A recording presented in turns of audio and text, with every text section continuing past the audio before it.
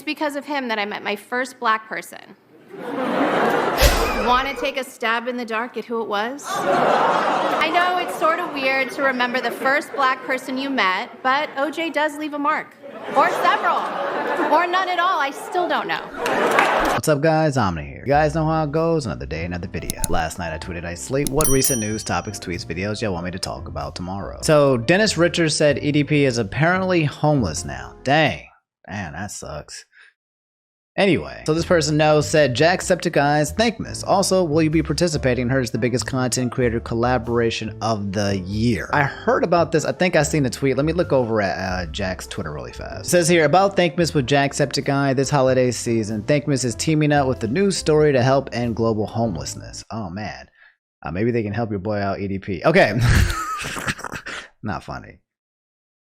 Kind of funny. There are 1.6 billion people who lack adequate housing across the world. Unfortunately, traditional methods of building will never catch up to the problem. So yeah, from December 1st to December 14th, you can create your own Thankmas fundraiser, make a donation, or help spread the word using hashtag Thankmas. So yeah, that's always really cool. YouTubers raising lots and lots of money for charity and streaming. I'm all about that life. So 104 Days of Summer said Scott the Woz coming to TV. This is absolutely huge news. This was actually announced at a con that I was going to originally go to, but then something else got in the way. Too many games in Pennsylvania, which wasn't too far from me. And a lot of my friends over at Spawncast went, so I was kind of sad that I didn't go. But yeah, Scott the Woz, you guys don't know, Scott the Woz is a YouTuber who basically makes one video a week, and it's usually these type of videos that are almost like episodic. It's like, you know, like 30 minutes ish sometimes, and it's really good, it's really clean, it's really good highlight production. He's been doing it for years and years, and apparently, yeah, he's coming to TV. So I don't think there's too much news about the information yet. I think what's exactly happening with Scott the Woz coming to TV is I think they're going to be taking a lot of his videos that he already has on YouTube and kind of like repackaging it into actual TV content. So like if he has like a 20-minute video, he's gonna repackage the title, probably the ending, maybe some stuff in the middle, maybe some transitions, and then you're gonna get some nice old-fashioned 3 to 4 minute commercials in between depending on what network he joins. So yeah, congratulations to Scott Woz. Man, that's a great news for him. He definitely is like a TV personality type person at this time. So yeah, I wish him all the best luck. Tenkai the Mixion said Legends of the Hidden Temple is back. Is this real? Ain't no way. If you guys don't know, Legends of the Hidden Temple is this super old Nickelodeon show that came on where kids were running around and go through obstacles and things like that. And yeah, apparently it's making a comeback. Olmec is back. The series premiere of Legends of the Hidden Temple starts now on the CW. So I mean, the good news is that it's back. The bad news is that it's on the CW, because so it's only doomed to fail at that point. But yeah, in case you guys want some more nostalgia in your lives, there it is. So what is going on with Death Note? I heard this and I saw this was trending over the weekend as well. My boy Wolf Phoenix said Death Note is getting a collection of short stories in the summer of 2022, next year during the summer. And it was a tweet by Viz Media I saw that was blowing up here as well. Announcement: Kira's story is over, but the Death Note is not. The imaginative complete collection of the short stories by the series creators explores the impact and influence of the legendary Death Note. Releases 2022. So yeah, that's pretty cool. It had like 42,000 likes. If you guys don't know Death Note, it's one of the most popular animes of all time. And if you're kind of curious about anime, this is probably a really good one to get into. I'm kind of sad that they said the end of Kira. I still feel like that anime, there's a lot of twists and turns in the anime that makes you feel like you want more, basically. No spoilers. But yeah, bunch of short stories with Death Note, the return of Ryuk. I'm all about that life. It doesn't seem like it's going to have the same impact of as an anime, but maybe it will. I don't know. And also, why does Ryuk look like a JoJo character actually with those chains and those chains? Anyway, yeah, that's pretty cool. So Fun22 said Penguin Z or Charlie's band on TikTok. So we're trying to figure out what to address him as. Penguin Z is the name of his channel, but obviously his real name is Charlie, so he goes by that as well. But also he goes by MoistCritikal, so he goes by that. He goes like 3 different names. But yeah, anyway, also love the content. Thanks Fun22. But yeah, he got banned on TikTok. I think I seen that he made a video actually talking about it. Usually I think he's just joking sometimes, but I guess for reals, he got banned on TikTok. How? What happened? The title's not clickbait. I got banned on TikTok, which is shocking because I've always been considered a family-friendly content creator, so I don't know why I wouldn't be welcomed over there at Weenie Hut Jr. What did I get banned for, you're probably wondering? Yeah, what did you do, dog? Well, for random video game highlights from streams. They would get struck down for nudity, sexual conduct, and sometimes terrorism. So I guess me building a maze in Rust is akin to modern terrorism. And to be honest, I can see it. Like, that almost makes sense to me. That thing that I built in Rust, that maze was unholy. It was an abomination, probably a violation of the Geneva Convention. So that getting taken down for you know what? That's fine. I'll give you that one. But then the other ones, like nudity and sexual conduct, were going on completely random ones, like highlights from playing Call of Duty or something. Like, I know one of them was for Mr. Krabs overdoses and dies on ketamine. What? Like, it was all over the place for nudity and sexual conduct, which were never there. That's wild. I wonder if that's a permanent ban or not. I mean, hopefully they reinstate it. I mean, Charlie doesn't really need it, but at the same time, most, top YouTubers and content creators and everything like that, they usually have a successful, well-running TikTok. So, yeah, it'll probably come back. And if it doesn't, probably no skin off his back. So, Dark Hyperion Cosplay said, Amouranth getting deplatformed, banned from Twitch, IG, and TikTok, son? And the do not ban list from the Twitch hack. I really don't care about the do not ban list. You guys don't need to worry about that. I don't think that's too big of a deal. But wait a minute. You guys don't know Amouranth. She is like the top, I think, #1 female streamer on Twitch. And she's the one that was riding on the bananas and the pools and stuff like that. She got banned from Twitch. That's not a surprise. I think it's her 5th or 6th ban, but is it like forever? Is it for good or is it temporary again? Because usually she gets banned and then she, promotes her OnlyFans and then they come back and she comes back and she kind of rinse, wash, repeats, take a break and stuff like that. But apparently she's getting deplatformed from 3 different major platforms all at once. This is like the leafy type of deplatforms. What is going on? So on Amouranth, aka Caitlin's personal account, she said, getting deplatformed everywhere is a bizarre feeling. I have so much energy and a paucity of places to put it now. We'll work and make YouTube videos all weekend, I guess. New video tomorrow talking about this on my main YouTube channel. Fine. Naturally, I'm fine. Could probably 3% fire. Okay, I think if you guys don't know about 3% fire, that's basically she can just retire. Use all the cash and the funds that she's made and just basically retire using the fire percent movement. Y'all don't want to worry about that. Every time I talk about money on this channel and retiring and how you guys can do it early, y'all don't be watching, so I ain't gonna tell y'all the secrets.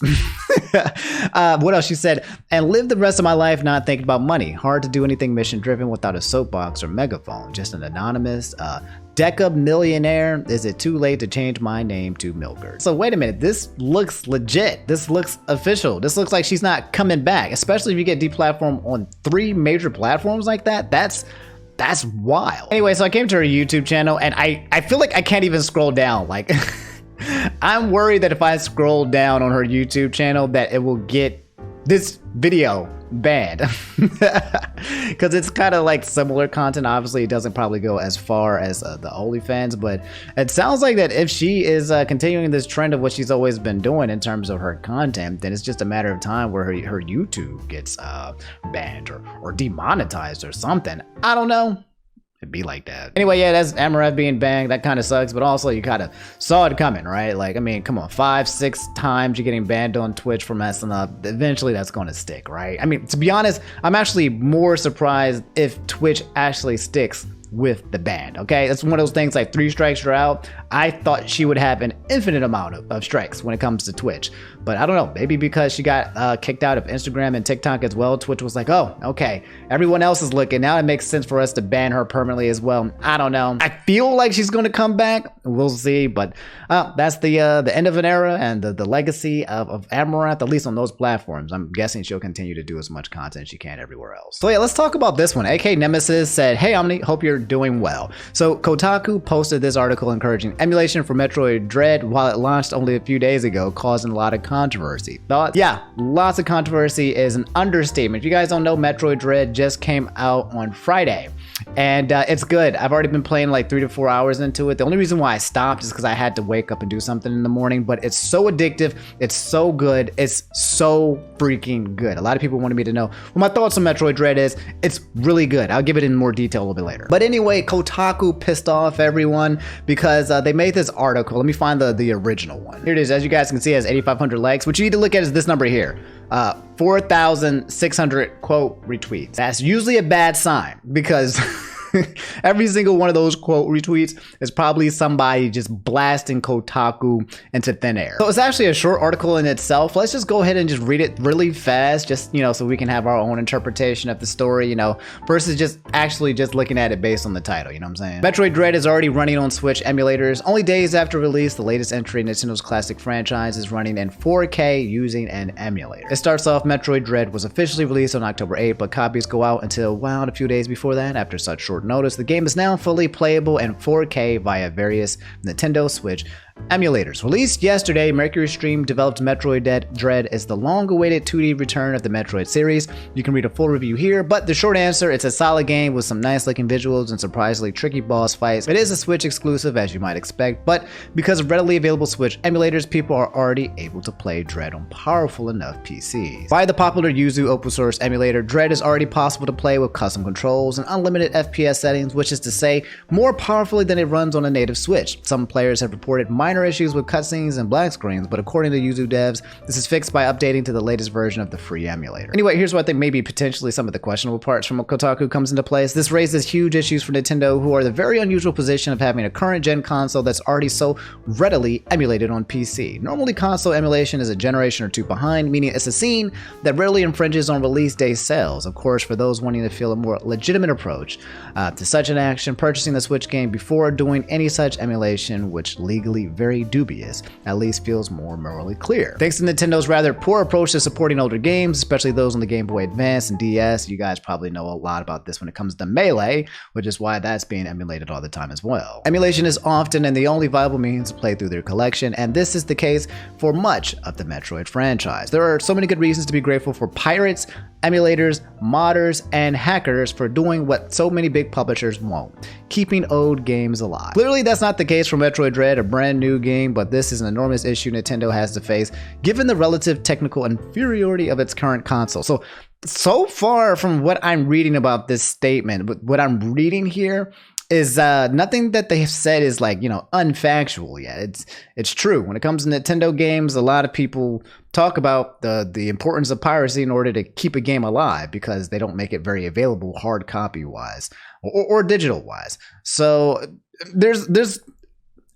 I get the issue. The underlying issue is the fact that you're talking about pirating a game that literally just came out that's going to need to get good sales in order for the Metroid franchise to do well. Like not even 3Ds later, and you're like, hey guys, you don't have to buy the game, which might hurt the sales of the game. Anyway, it says update as of yesterday. An earlier version of this story was understood by many readers to be a direct suggestion to illegally download this just released game. We regret this interpretation. Kotaku believes emulation is a vital part of the world of gaming, not least when it comes to game preservation, while not directly encouraging anyone to break the law and download games they have not purchased. We believe our readers are intelligent adults capable of making such choices for themselves independently of us.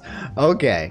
I wouldn't say Kotaku readers are intelligent adults, but sure, fine. Anyway, if you want to know how people feel about it, the top comment on the actual discussion of the article itself said, older games I can understand, but encouraging the torrenting and pirating of a game one day after its release, for F's sake. Okay, nowhere in this article are people being encouraged to buy the game on the Switch before playing it via an emulator. That's correct. Nowhere on here was it saying, hey, you can buy this game on Switch first and then emulate it. It literally just says, hey, you can just download this game for free. I know a lot of people are going to respond to this saying, a lot of people doing this already bought the game, but I guarantee you, if the game sales aren't as big as the amounts of people clamoring for the new Metroid comment, we know why. Yeah, I think that's the big frustration, okay? We've been waiting for this game for years and years and years, and Kotaku decides to make an article that basically says, hey guys, you don't really have to buy the game.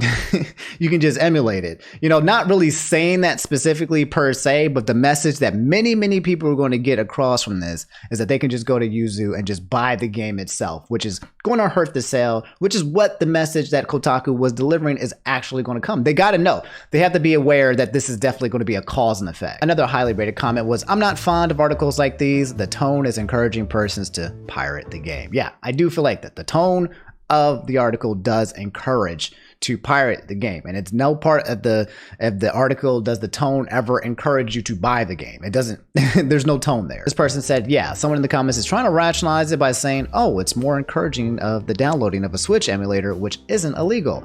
But what do you do with a Switch emulator? Exactly. It's encouraging piracy, and for something so recent, no less terrible. And if you come to Twitter, the replies are even funnier. This person, Fairy Garfield, said, promoting piracy for a new Metroid game that needs to sell well is not okay. You got your boy Woody telling Sora to back up. Person Cyrus Spook said, what a terribly disrespectful article. Can't wait to buy Metroid Dread and actively support the developers and community instead of promoting piracy with my whole A out. And as you scroll down, everyone's pissed. The majority of the comments, I mean, this is Twitter, so of course everyone's pissed. Rubber Ninja said, just another blessed day for a humble hate click farmer. This Nintendo Fangirl said, this is not okay. This person said, congratulations, Kotaku. You're advocating piracy of a game that is only 2 days old in a series that is constantly on life support due to low sales. When we hit the next Metroid dry spell, you can stand tall knowing you contributed to the problem. So I like this tweet by Mudahar because it shows nuance to the situation. It's not just black or white. He said, pro tip, you can buy a physical copy of the game and still emulate it for the best experience. Emulation doesn't equal piracy, which he is 100% right on this fact. Like, if you buy the game, but then you want to, you know, play it in a way where it's better, then yes, you can emulate it and put it on, like you said, like the PC so that you can play it better. Again, I think it comes down to the tone of the article, basically suggesting that you should pirate the game without suggesting that you should buy the game. That was the problem. Also, the timing of it as well, you know, like 3 days after Metroid just came out, and they're already talking about how Metroid Dread is already running great on Switch emulators. I assure you, Kotaku has not made this specific article for every Switch game that has come out, especially a game like this that is on life support that does rely on its sales. And unfortunately, the harsh truth of it is, like, reality, like real talk, guys, when people figure this out, find this information out, the spread of this information, they're just going to pirate. They are. They're not going to buy the game if they don't have to, because that's what people are going to do. They're not going to support it. Some people are going to say, yeah, I'm a pirate it now and I'm going to buy it later. That's BS. No. If somebody can get it for free, they're not going to pay for it. So the fact that Metroid or Kotaku is basically shooting out this information like this in this way is signal boosting a lot of people to hurt its sales. Anyway, let me know how you guys feel about the whole Metroid Dread and the whole piracy thing and Kotaku. Kotaku always taking L's, but at the same time, I feel like taking L's is just a part of Kotaku's guide at this point. Like, their best articles are the ones where they're taking L's. That's kind of just what they're known for. It's kind of weird. I wonder how much money they made off this article. I feel like they've got to be burning bridges or something. Like, this sustainability. Does this sustain? Does hate articles actually sustain Kotaku? Maybe, who knows? Anyway, guys, about the game itself, I'll probably be streaming it sometime this week as well on the evening on twitch.tv/InfernoOmni. I love it. I am entranced to it. I'm stuck with it. It's a game that's very hard to click off because you want to keep playing. There's no point in the game where you feel like the shift is so strange that you can just stop playing, because every time you get like a power up, you think to yourself, oh snap, I can use this power up and go back here, or I can use this power up and go there. So it feels good that when you go forward, you think of things that you can do to go back to go forward again. Now, the game does stop you from like backtracking infinitely. They like put barriers in certain places so that you can't like go like wild, but it's fun. The Emmys are absolutely scary. Trying to parry them and trying to live is super fun. I highly advise that you guys all buy this game on the Nintendo Switch or the OLED and play it. It's fun to play in bed. It's fun to play undocked. I think you guys will have a good time. Metroid Dread so far seems to be a great improvement and legacy adaptation to the SNES version, and it's damn near perfect. So yeah, that's my review on the game. All right, guys, that's all I have for today's video. If you made it to the end, drop a like. If you forgot to do so in the beginning, subscribe if you guys haven't already. I'll see you guys probably tomorrow, as long as there's any news and stuff like that. Yeah, and that's it. Outside of that, I'll probably just be streaming Metroid Dread on twitch.tv/InfernoOmni. So come through, hit the follow button. It's in the description link below. And yeah, you guys be good, be safe. I'll hit you up later. All right, peace.